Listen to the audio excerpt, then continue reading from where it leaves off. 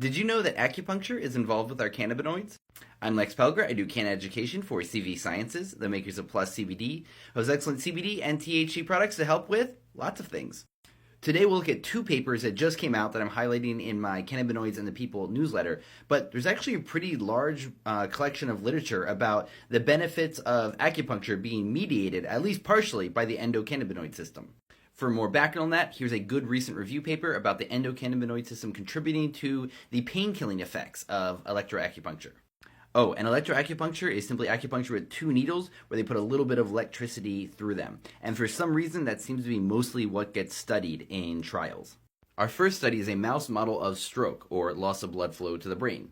They split the mice up into several different groups, and some of them got electroacupuncture before their induced stroke experience. And some of those groups also got a blocker of the CB1 receptor or an activator of the CB1 receptor. In the mice that got the CB1 blocker, they had larger areas of dead brain cells, worse neurobehavioral scores, and more inflammation by several different measures. In those that got the acupuncture and the CB1 activator, they had lower areas of dead brain cells, better neurobehavioral scores, and lower neuroinflammation.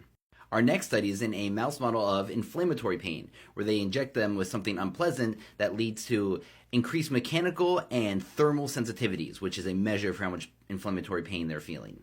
If those mice were given electroacupuncture, their sensitivities to touch and heat went down by quite a bit. But if the mice were given a CB1 blocker and then administered their acupuncture, the acupuncture no longer helped them.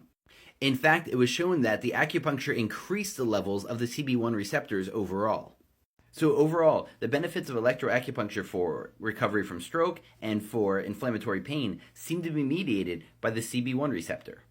And as I look at my archives, I see the same thing for chronic itchy skin, Tourette syndrome, and inflamed bowels. So go get needled, go improve your endocannabinoid system.